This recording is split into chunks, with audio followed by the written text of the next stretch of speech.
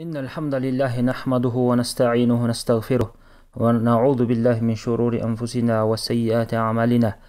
من يهده الله فلا مضل له ومن يضلل فلا هادي له. أشهد أن لا إله إلا الله وحده لا شريك له وأشهد أن محمدا عبده ورسوله ما بعد.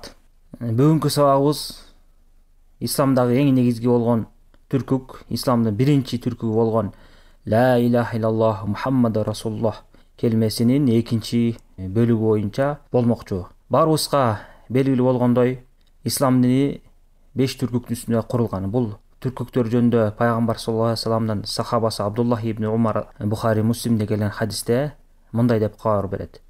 Ислам дини 5 түркүктүн үстүнө курулган. Биринчиси ла илаха иллаллах Мухаммаду расулуллах, экинчиси намаз окуу, үчүнчүсү закет берүү, төртүнчүсү бир жылда бир орозо кармоо, бешинчи ажылыкка баруу деп. Демек биз бул хадистен билгендей эле исламдын эң негизги биринчи түркүгү бул ла илаха иллаллах Мухаммаду расулуллах. Түркүк деген эмне? Бул ислам динин тиреп турган, ислам дининдеги эң негизги болгон ибадаттар, Аллах субхана таала талап кылган шарттар. Ушул түркүктөрдү ар бир мусулман эркек аял дебей балагатка жеткенден кийин сөзсүз түрдө аткарып, ошону карманыш керек. Эгерде ким аткарбаса, Аллах субхана тааланын алдында чоң күнөөкөр болот.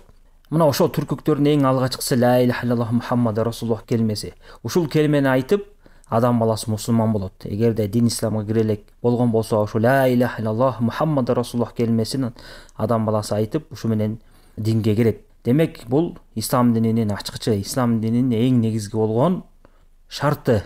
Эгерде ушул биринчи түркүк оңголгон болсо, биринчи түркүк туура орноп, ошону адам баласы туура кармаган болсо, кийинки ибадаттары, кийинки түркүктөр ошого жараша туура болуп эсептелет. Мына ушул түркүктүн биринчи бөлүгү ла илаха иллаллах келмеси. Биз буга чейин буга байланыштуу сабактарды өткөнбүз.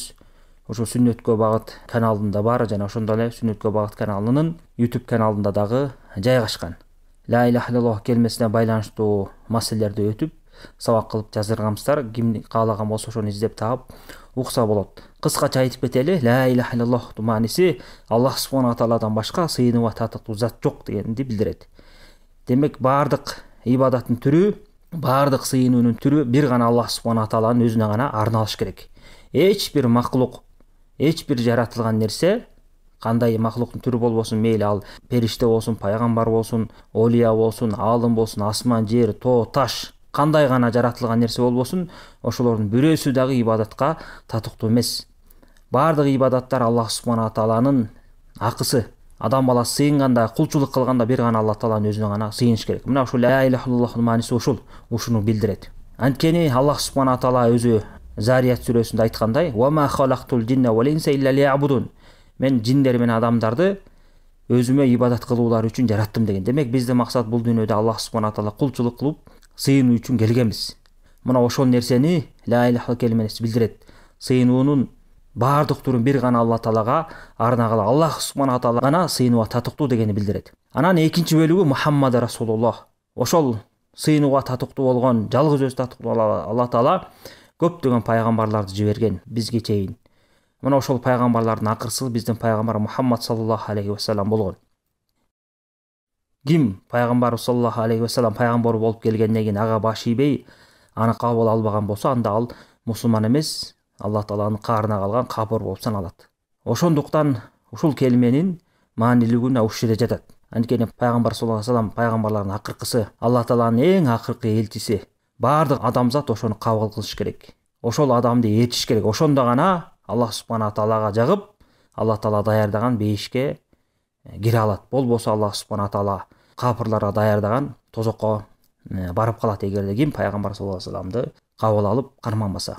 Мына ошол келменин ла илаха иллаллахтын маанисин түшүндүк. Мухаммаду расулуллах деген мааниси Мухаммад Аллах тааланын элчиси дегенди билдирет.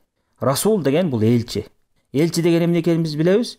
Элчи бул Аллах субхана таала менен ошо башка пенделердин ортосундагы кабарчы дегенди билдирет. Аллах тааладан пайгамбар саллаллаху алейхи вассалам вахий келет, буйруктар келет, ошол буйруктарды алып, кандай келген ошондой кылып адамдарга элчи баарын түшүндүрүп, мына Аллах таала мындай буйруп атат, мындай нерсени талап кылып атат, бул адал экен, бул арам экен, мындай сыйыныш керек деп жеткирген кабарчыны элчи деп айтабыз, ошону расул деп айтабыз. Мына пайгамбар саллаллаху алейхи вассалам ошондой вазифаны, ошондой милдетти аткарган. бизге Аллах субхана тааланын мыйзамын, шариатын, өкүмдөрүн жеткирген. Аллах таала бизден эмнени талап кылып атат, ошону жеткирип турган. Мына ошону адам баласы күбөлүк берип мойнуна алып атат. Аллах субхана тааладан башка сыйынып татыктуу зат жок. Ла иляха иллаллах Мухаммад расулуллах. Ошол сыйынууга татыктуу болгон заттын, Аллах тааланын элчиси бул Мухаммад. Мен ошону моюнга алып атам, аны элчи деп билип атам деп күбөлүк келтирүүсү, тили менен айтып, жүрөгү менен тастыктоосу ушуну Мухаммад расулуллах келмесине күбөлүк келтирди деп айтабыз. Демек, мына мааниси кыска эле. Мухаммад расулуллах эмне экен? Аллах тааланын элчиси Мухаммад дегенди билдирет. Же болбосо Мухаммад Аллах тааланын элчиси деген сөздү билдирет. Эми ушунту айтуу менен бул келиме, же болбосо бул күбөлүккө өтүү Аллах тааланын элчиси деп моюнга алып атат ар бир мусулман ошол келимени айтып. Ошондон кийин ошол күбөлүк адам баласынан эмнени талап кылат? Мына ушул чоң тема. Мына ушул боюнча биз иншалла бир топ сабактарды кылабыз. Кыскача кылып, колдон келишинче. Аллах субхана таала ийгилик берсин. Эмне себептен биз ушул нерсени сабак кылып, пайгамбар саллаллаху алейхи вассаламдын элчиси экенин тастыктап, ошого байланыштуу сабактарды өтүп атабыз. Анткени бардык эле мусулмандар, динди билген адамдар, Аллах тааланын элчиси Мухаммад деп моюнга алышып билишет. Бирок көптөгөн адамдар ошол күбөлүк келтирүүнү толук түшүнбөстөн, же ката түшүнүп алышып, же болбосо көңүл урбай коюшуп, ар кандай ошо күбөлүккө каршы келген иштерди кылып коюшат. Же болбосо ошо пайгамбар саллаллаху алейхи вассаламга күбөлүк келтирүүнүн катарына ушул иштер келет деп, пайгамбар саллаллаху алейхи вассалам кылбаган, буйрубаган туура эмес иштерди кылып коюшат. Мына ошондуктан ушул сабактын маанилүүлүгү ошондо. Анткени адам баласы пайгамбарыбызга туура күбөлүк келтирип, ошол күбөлүк бизден эмнени талап кылат, кандай нерселерди талап кылат. Эгер ошол нерселерди адам баласы аткарбаса эмне болот? Аллах субхана таала кандай жазалайт? Куран сүннөттө ошолордун жазасы кандай келген? Мына ошого окшогон көп темалар бар. Жана ошондой эле пайгамбарыбызга күбөлүк келтирип, аны пайгамбар деп таануу бизден эмнени талап кылат деп айттыкпы? Мына ошону жакшы билбеген адамдар көптөгөн жана ислам динине каршы келген, ислам дининде жок болгон диндеги жаңылыктарды, шарият терминде бидат деп коет. Ушундай нерселерди көп кылып алышат. Ошонун маанисин түшүнбөндүктөн көптөгөн адамдар мен пайгамбарыбызды сүйөм, пайгамбарыбызды жакшы көрөм дейт, бирок пайгамбарыбыз жактырбаган, пайгамбарыбыз айтпаган, же болбосо айтканга буйрук бербеген иштерди кылып атат. Байкуш адам мен сүйүп атам, туура иш кылып атам деп ойлоп атат. Ошонун баары тең эмне? Илим албастан, ошо пайгамбар саллаллаху алейхи вассалам элчилигине күбөлүк берүү деген сөздү жакшы түшүнбөстөн, ошону билбестен ушундай каталыктарга барып атат. Албетте, адамдын баары тең эле кемчилик кетирүүчү. Бирок ошол кемчиликти биз илим жолу менен, суроо менен, такыбачылык менен кетиребиз. Ошондуктан бири-бирибизге жардам катары, бири-бирибизди жакшылыкка чакыруу, жамандыктан кайтаруу максатында ушундай сабакты уюштуруп атабыз. Аллах субхана таала сабагыбызга ийгилик бердик. Мына ушунун маанилүүлүгүн биз бул жерден билип алдык. Эми ушул жана жогоруда айткандай эле ушул күбөлүк бизден эмнени талап кылат деп, ушул негизги тема, буга байланыштуу көп сабактар бар деп айтып кеттик. Мунун алдында бир эки маселени, же болбосо бир негизги маселени айта кетели. Анан ошо менен бүгүнкү сабагыбыз соңуна чыгат. Анан кийинки сабактарда сабактарыбызды уланта беребиз. Мына башында айтып кеттик, биздин пайгамбар саллаллаху алейхи вассалам акыркы пайгамбар. Бул дагы негизги маселе. Демек, пайгамбар саллаллаху алейхи вассаламдан кийин пайгамбар келбейт. Биздин пайгамбар Аллах субхана таала менен пенделердин ортосундагы ортомчу элчи биздин гана пайгамбар болгон. Мына ошону жакшы түшүнүшүбүз керек. Жана ошондой эле Аллах субхана таала биздин пайгамбарды бардык адамзатына жөнөткөн. Жеке эле арабтарга тиешелүү кылып биздин пайгамбарды жиберген эмес. Мына ошону жакшы биз билишибиз керек. Пайгамбарыбызга чейин көптөгөн пайгамбарлар болгон. Мисалы Аллах субхана таала Куранда айтып атат: "Валакад ба'асна фи кулли умматин расулан ан ябудуллаху ва жтанибут тагут." Биз ар бир коомго пайгамбар жибердик. Эмне максатында? Ани ябудуллаха ва жтанибут тагут. Аллах субхана таалага сыйынгыла жана тогуттан алыс болла. Тогут деп кафырлыктын, ширктин жолун, шайтандын жолун тогут деп коет. Мына ширктен, кафырлыктан алыстагыла, Аллах таалага сыйынгыла деп ар бир коомго пайгамбар жибердик деп атат. Жана ошондой эле Аллах субхана таала башка аятта айтып атат: "Валакад арсална русулан мин каблик, минхум ман касасна алейка ва минхум ман лам нахсус алейк." Пайгамбарыбызга кайрылып айтып атат Аллах субхана таала: "Биз буга чейин көптөгөн пайгамбарлар жибердик, сенин сага чейин көптөгөн пайгамбарлар жибердик.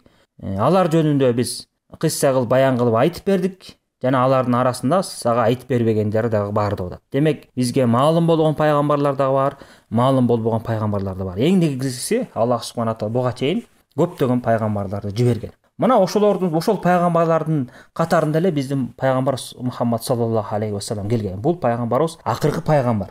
пайгамбарыбыздан кийин эч бир пайгамбар келбейт. Мына Аллах субхана таала Ахсаб сүрөсүндө айтып атат: "Ва ма кана Мухаммадун аба ахадин мин риджаликум, валакин расулуллах ва хатаман набиин." Мухаммад силердин араңардагы эч бир эркектин атасы эмес, бирок ал Аллах тааланын элчиси жана хатаман набиин, жана пайгамбарлардын акыркысы деп Аллах субхана таала Куранда ачык айкын айтып атат.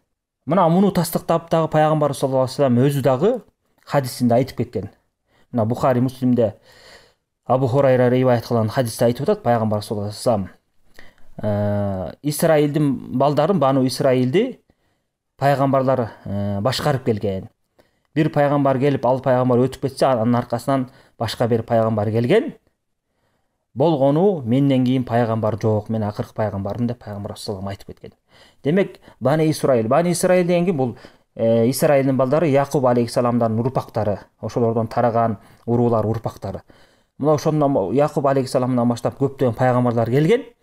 Алар ошол пайгамбарлар өз коомдорун баштап дин үйрөтүп башкарып келишкен. Бир пайгамбар кетсе, аркасынан башка пайгамбар келген башкара турган. А пайгамбарыбыз саллаллаху алейхи вассалам менден кийин пайгамбар болбойт деп атат. А менден кийин пайгамбарлар эмес, падышалар жана халифалар болот деп атат.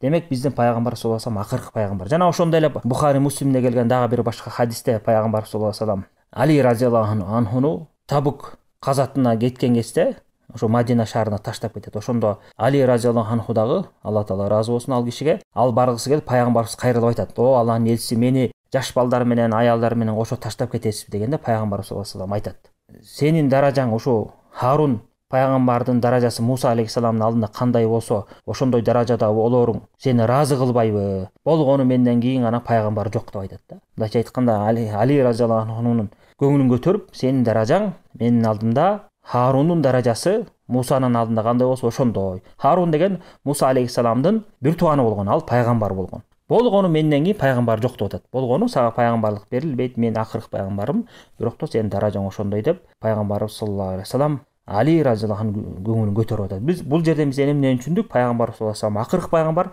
мындан кийин пайгамбар келбейт. Мына ушуну жакшы билип алыш керек. Эгерде ким биздин пайгамбардан кийин дагы башка бир пайгамбар келет деп этикад кылган болсо, же башка бир пайгамбар бар деп ишенген болсо, демек ал мусулман эмес, ал капыр болуп саналат. Биздин пайгамбарыбыз акыркы пайгамбар. Биздин пайгамбарыбыз келгенден кийин башка диндердин баардык өкүмдөрү өчкөн. Мейли христиан дини болсун, еврейлер дини болсун, кандай дин болбосун, ошонун баардыгын өкүмү өчүп, акыркы дин бул ислам дини болгон. Аллах субхана таала ислам дининен башка динди кабыл албайт. Жана ошондой эле пайгамбар саллаллаху алейхи вассаламдан башка пайгамбарды ээрчигенге буйрубайт, ким ээрчисе ыраазы болбойт. Биздин пайгамбар гана Алла тааланын акыркы элчиси. Ошо Алла ким бейишке барам деген болсо пайгамбарды ээрчийт, ким бейиштен баш тартам деген болсо, анда ал пайгамбарыбыз ээрчиген адам. Мына ушуну жакшы билип коюшубуз керек, адамдарга жеткирип даават кылышыбыз керек. Ошондуктан биз ислам динин карманып пайгамбар саллаллаху алейхи вассаламды ээрчип атабыз. Бул акыркы пайгамбар. Акыркы пайгамбар болгондон кийин Алла тааланын дини, акыркы дин исламды алып келген. Мына ушул жол гана бейишке алып барат деп этикад кылышыбыз керек. Жана ошондой эле пайгамбарыбыз акыркы пайгамбар дедикпи? Демек, ал акыркы пайгамбар болгондон кийин пайгамбар саллаллаху алейхи вассалам баардык адамзатка жиберилген. Бул жеке эле арабтарга эмес, же белгилүү адамдарга эмес, баардык адамзатына жиберилген да. Мына бул жөнүндө дагы Алла таала Куранда ачык эле айтып атат. Араф сүрөсүндө: "Кул я айюханнас инни расулуллахи илейкум жамиан." Айткын, о адамзаты, акыйкатта мен силердин баарыңарга Алла тааланын элчиси боломун деп айткын деп атат. Мына бул жерде Аллах субхана таала пайгамбарыбызга буйруп атат, элдерге ушунду айткын деп. Мен силер үчүн Алла тааланын пайгамбар болом деп, баардык жалпыңар үчүн деп. Демек, пайгамбар саллаллаху алейхи вассалам жалпы адамзатка пайгамбар болуп келген. Жана ошондой эле Аллах субхана таала башка аятта мындай деп айтып атат: "Ва ма арсалнака илля каффатан лин-наси башира ва надира, валакин аксаран-наси ла я'ламун." Биз сени жалпы адамзатына, жалпы адамга сүйүндүрүүчү жана эскертүүчү кылып жибердик деп атат. Аллах субхана таала пайгамбарыбызга кайрылып айтат: "Биз сени баардык адамдар үчүн сүйүндүрүүчү, кабар берүүчү жана эскертүүчү кылып, тозоктон эскерте турган пайгамбар кылып жибердик. Валакин аксаран-наси ла я'лам." Бирок то көпчүлүк адамдар билишпейт деп атат. Мына ошентип Аллах субхана таала пайгамбарыбыз пайгамбар кылып жиберсе дагы, Куран китебин чүрүп элдерге ачык айкын далилин жиберсе дагы, көптөгөн адамдар эмне билишпейт дейт. Буга амал кылышпайт, билгилери да келбейт көпчүлүк адамдар. Аллах субхана таала ошолордун катарында бизди кылбасын. Пайгамбар саллаллаху алейхи вассаламды туура ээрчиген, динди туура кармаган адамдардын катарына кылсын. Мына биздин ошо сабагыбыздын акыркы натыйжасы эмне? Демек биздин пайгамбар саллаллаху алейхи вассалам акыркы пайгамбар жана баардык адамзатына түшкөн. Кандай адам болбосун, жер бетинин кайсы жеринде жашабасын, баардык адамдар биздин пайгамбар саллаллаху алейхи вассалам эришиш керек. Ислам динин карманыш керек. Эгерде Аллах субхана тааланын динин карманам деп, Аллах субхана тааланын ыраазычылыгына жетем деген болсо, эгерде пайгамбарыбызды ким ээрчибеген болсо, пайгамбарыбыз динин, ислам динин кармабаган болсо, анда ал адамдын бара турган жери тозок. Анткени бул акыркы дин, пайгамбарыбыз акыркы пайгамбар, Аллах субхана таала мындан башка нерсени кабыл кылбайт. Валлаху алам. Мына бүгүнкү сабагыбыз кыскача ушундай болду. Иншалла кийинки сабактарыбыз, бул сабактардын уландысы болот. Кудайым буйрса, Аллах субхана таала өмүр бере турган болсо, мүмкүнчүлүк бере турган болсо, кийинки жекшембиде иншалла сабагыбызды улантабыз. Аллахумма салли ва саллим аля абдика ва расулика набийина Мухаммад ва аля алихи ва сахбихи ажмаин.